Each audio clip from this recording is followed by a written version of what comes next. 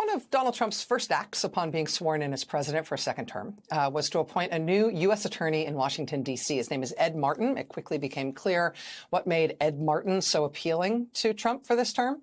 Ed Martin was at the U.S. Capitol on January 6th. He said it was great, said it was like Mardi Gras. He later served as a defense lawyer for several Trump supporters who were charged with attacking police officers during the attack on the Capitol that day. Once Trump named him U.S. attorney in Washington, the top federal prosecutor in Washington, D.C., Mr. Martin immediately set about demoting and firing federal prosecutors who had worked on January 6th cases. He also, honestly, tried to indict Chuck Schumer, the top Democrat in the Senate, an effort so outlandish he apparently couldn't even get Trump Justice Department officials to sign off on it. Ed Martin also tried to get one top prosecutor in his office to order a bank to freeze billions of dollars that had been dispersed by the Biden administration in a federal grant. That prosecutor resigned rather than follow that order from Ed Martin. She resigned because she said there was no crime, there was no legal justification for opening a criminal investigation and thereby freezing those funds. She said he was essentially telling her to fake a criminal investigation, and she wouldn't do it. Ed Martin, after she resigned, then personally signed and submitted a seizure warrant for the funds in that bank account because he couldn't find anybody else willing to sign it. The judge he submitted that warrant to rejected it because, again, no evidence of any crime.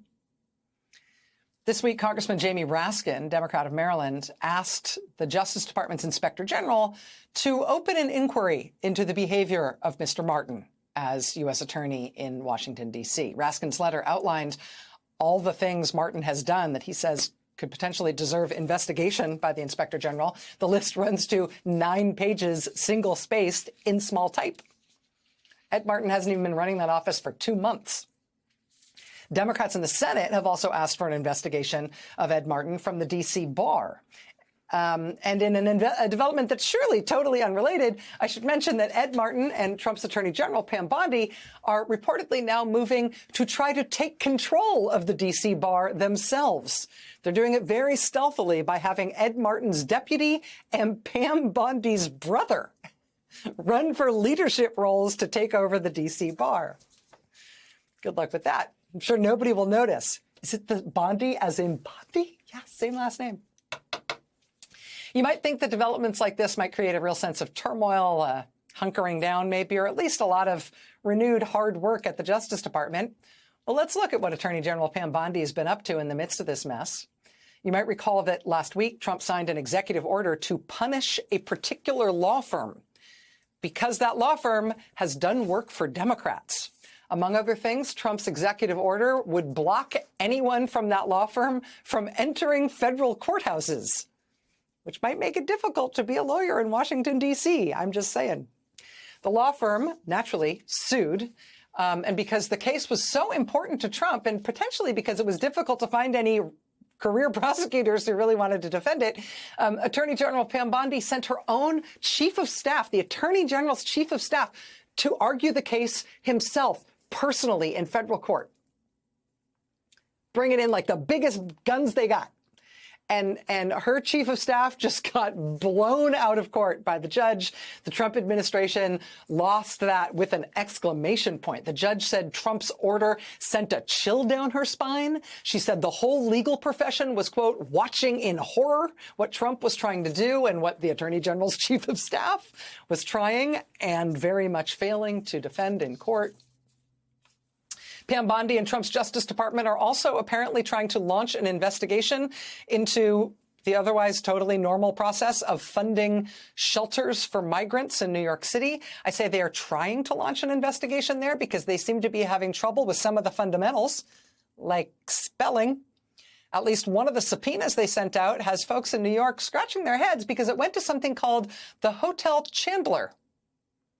Hotel Chandler does not host immigrants at all. It's not clear what's going on there with the Hotel Chandler, but a CBS News report does note that, quote, a source familiar with the shelter system pointed out that another hotel with a similar name, the Candler, is, in fact, a hotel where they house migrants. Asked about the situation with the Chandler and the Candler, a spokesman for the Department of Justice said, quote, "We will decline to comment on an ongoing investigation." Also, Pam, do you... but don't worry about it. When it comes to the really important stuff, Pam Bondi is on it. This went out from her office this week.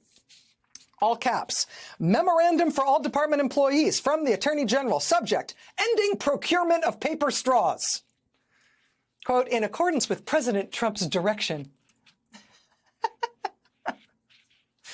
The Department of Justice, she's talking about the U.S. Department of Justice, shall take appropriate action to eliminate the procurement of paper straws and ensure that paper straws are no longer provided within department buildings. Department components shall take appropriate action to identify and eliminate any portion of policy or guidance documents designed to disfavor plastic straws. Oh, you guys, the Justice Department's long nightmare is over. Today, Pam Bondi took time out of her busy schedule of vanquishing plastic straw discrimination to welcome the president to the Justice Department, making sure to point out to him the most important decor, the picture of him, after which Trump gave a long, discursive, rambling, angry speech to Justice Department employees that included basically handing them a handy list of enemies he'd like them to look into. Ed Martin at the D.C. U.S. Attorney's Office, he seems to already have his own enemies list. I mentioned that Ed Martin tried to indict Democratic Senate leader Chuck Schumer.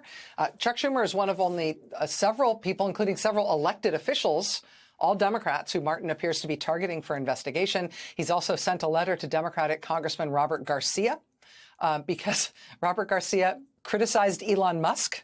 So that got him a threatening letter from the U.S. Attorney's Office. Democratic Congressman Eugene Vindman this week also revealed that he has received a threatening letter from Ed Martin, this one asking about his personal finances. Eugene Vindman and his twin brother Alexander Vindman have long been targets of Donald Trump's rage and invective for their roles in bringing to light the events that led to Trump's first impeachment. This is the letter that D.C. U.S. Attorney Ed Martin sent to Congressman Vindman. It starts, quote, "Dear Eugene, do you always write your business just dear?" Quote, "I have received requests for clarification of your personal financial disclosures over the past year. I look forward to your cooperation with my letter of inquiry after requests. Thank you in advance for your assistance with this. Please respond by day, month, date 2025. That is literally what the letter says. Day, month, date 2025. Only the best people.